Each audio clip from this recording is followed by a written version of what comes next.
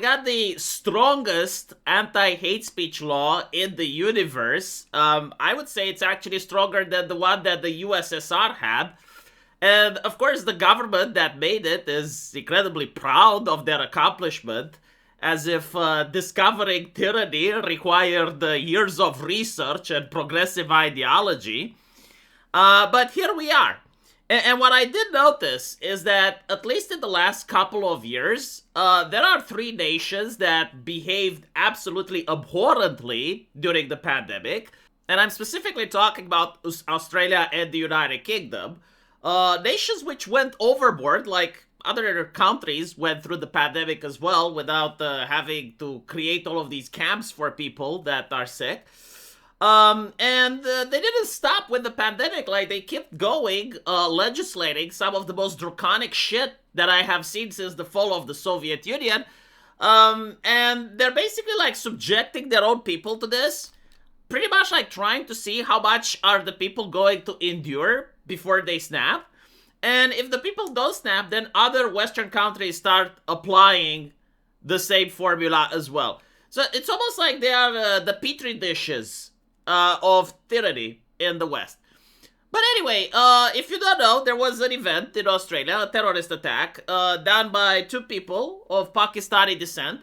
And because of that, the entire Australian population now has to suffer. It's really bizarre. This is the main reason that I'm against immigration, by the way, and I genuinely think that this is why immigration is being advertised in the first place. It's not because of, like, getting the GDP to grow. It's not because nations need more people. It's because, like, consistently and systematically, nations that have allowed for migration immediately had a crackdown on the liberties of the citizens that live there. Please correct me with examples if you disagree.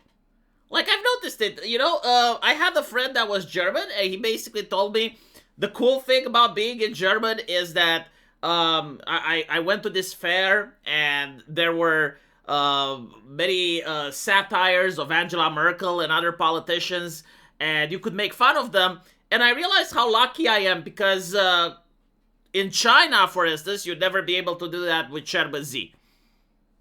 Fast forward recently, you know, after Germany received a lot of migrants and people became progressive, there are individuals that got arrested for making fun of politicians, especially politicians from the Green Party. And you notice, like, this trend everywhere. They take migrants, okay? And then immediately with the hate speech laws, people getting arrested. I think, like, in the United Kingdom, there's over, like, 10,000 people getting arrested for social media posts. And so, like, why would I want that? You know, like, if you live in a neighborhood and everything is nice and fine, and you have children that can go out and play after 10 p.m., no problem. And then all of a sudden, the mayor brings you, like, a lot of people into your neighborhood, and they're the ones that are breaking windows, and they're causing harm and shit. And so the homeowner association now wants to come into my house to see if I said anything negative about those people. It's like, how does that make sense? How does that advantage me? Why would I vote for that? Why would I support that? And I guess that's the problem, right? Because you wouldn't vote and support. And so the people in power, they don't want this thing called accountability. And so they push for legislation like this. So let's see just how draconic can it be. Listen to this nonsense, right? It criminalizes speech that merely causes fear, even if no harm occurs, 5 years in prison. Usually, a good law is something that people understand exactly what it is. Like, don't murder someone, right? That's an objective action that you're not allowed to do. We know what death is. We know what murder is, right? So it's very well defined. Fear is a subjective thing. You can post something and I can lie. I can basically say that, oh, I'm so scared, oh, I'm so afraid, when in reality, I just want to see you arrested. So I don't actually genuinely feel fear, right? And I'm pretty sure they're not going to hook up the complainer to a heart monitor. I'm pretty sure they're not going to check his adrenaline or cortisol levels to see how scared they are. It's going to be like, are you scared? Please say yes so we can arrest him. It defines public space so broadly that it includes the internet, meaning posts, videos, tweets, memes, blogs, all fall within scopes. I mean, this is not something new. I do see like a lot of right wingers that to fight pornography want to define the internet as a public space.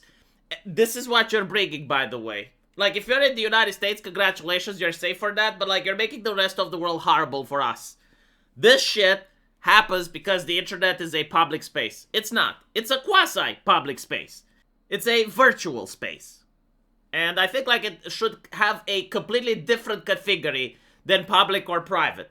And these laws, like, they will go and they would even go to private Discord servers. They would even go to like Telegram and shit.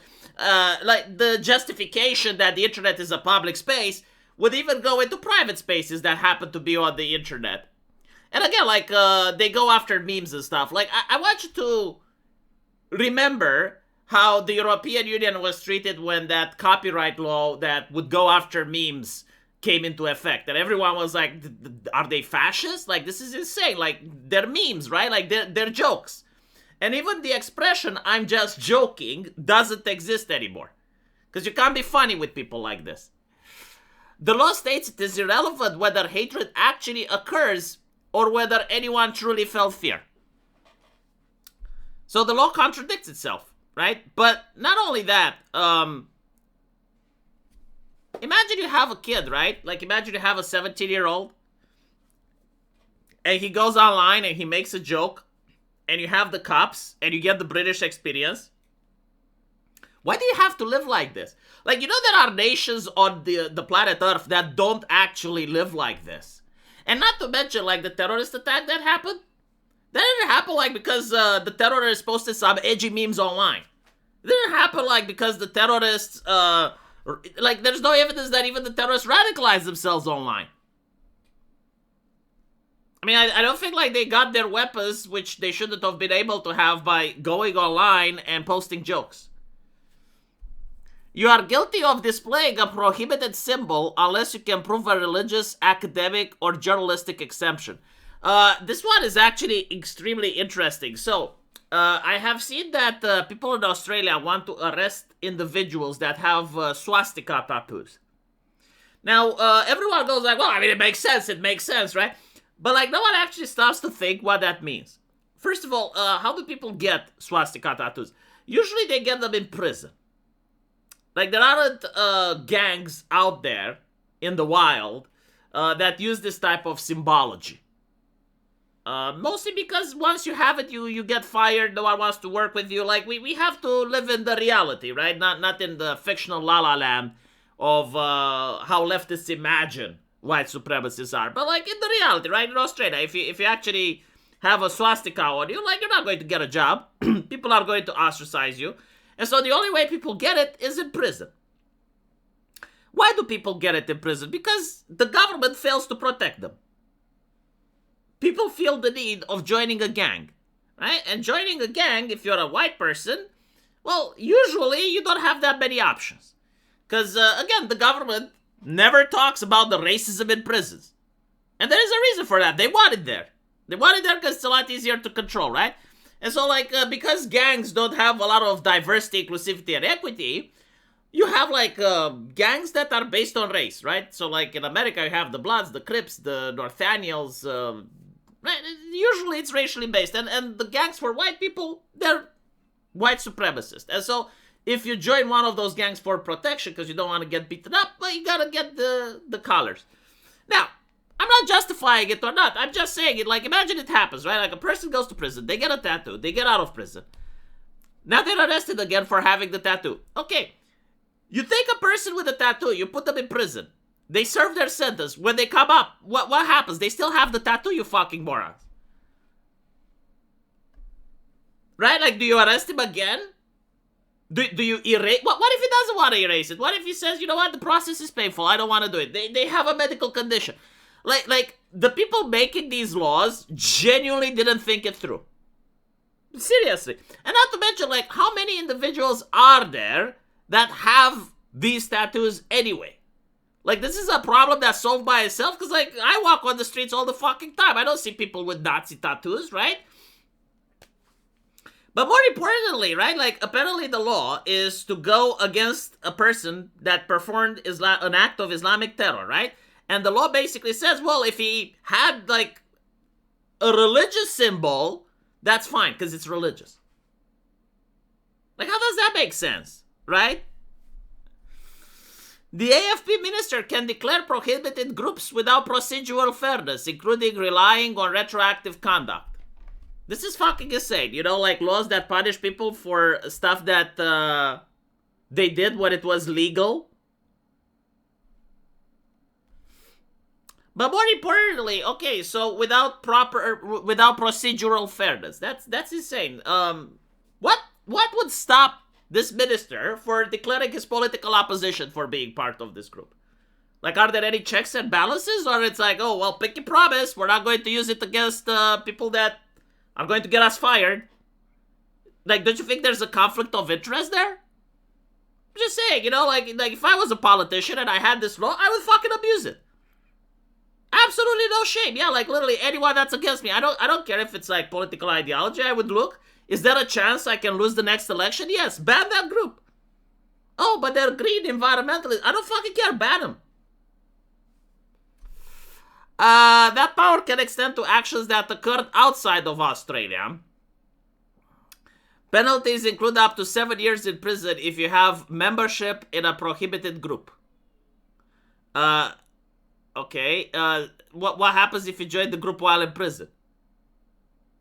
Like that, see? Like, did they think this through? Like, again, let's say you put white supremacists in prison. Okay, fine. Now you have a prison of white supremacists. What happens like if someone from prison joins that group? Does he get an extra 7 years? Sentences to as much as 15 years for supporting, training, recruiting, or funding a banned group. See, like, again, most people will think, okay, terrorist attacks, planes flying into buildings. They will think of nastiness. What if it's just a group that doesn't like migration and thinks that the prime minister is a twat? They don't like the way the nation is run. They don't like environmentalism. They don't like mass migration. They don't like a lot of things, right? Like, they're young people and they want to change the world, just like the feminists wanted to overthrow the cisgender heteronormative patriarchy. They believe that they live in a rape culture. They thought that the entire system is rotten, and they want to overthrow the system through voting, right? Not through violent means. Although, like, feminists did do in a couple of cases. There were a couple of protests where activists used pepper spray, set fire to another lady's hair. Like, I remember that shit. But, like, okay, fine. Is it allowed to do what they did today, right? Because, like, that was the social justice generation. That was, like, a couple of decades ago. So, like, they changed the system. Do we freeze the system in perpetuity? Like, do nations not allowed to progress anymore, right? Like, we arrest everyone that has, like, any different ideas? Is that how democracy works? Well, apparently to the video game that I played from the UK, yes, that is how democracy works. No mention of radical Islam. I mean, why would there be? Hate preachers will get a loophole exemption for the purpose of religious teachings or discussion. So, like, if you're an imam that is an extremist, that's fine. People say that Catholics are mentioned of not having an exemption, like Christians. They're mentioned of not having an exemption. Which, you know, begs the question, like, why is the government umbrella always so small? Like, why can't it include everyone? If you're going to pass a law like this, why can't you have an umbrella for everybody? Why is it, like, so tiny? Only for, like, a group of people. When it comes to government collecting taxes, then it collects taxes from everybody. Then it can include everyone in the tax collection. I'm willing to bet that if there was a draft, right, like military service, then everyone gets to go. But when it's about laws protecting people, the umbrella becomes very tiny, very interesting. Yeah, I mean, it's not surprising. Anyone that, again, as I mentioned at the beginning of the video, anyone that followed the pandemic in Australia gets to know what type of government Australia has. The only problem that I have is when places like Australia propose legislation that fuck with the internet, I see right-wingers agreeing with them. Like, for instance, the bullshit that kids under the age of 16 should not be used the internet and shit. It's like, this is messing with the infrastructure of the World Wide Web. I'm not Australian, but it's going to affect us, right? So, like, why would you support something like that from such a regime?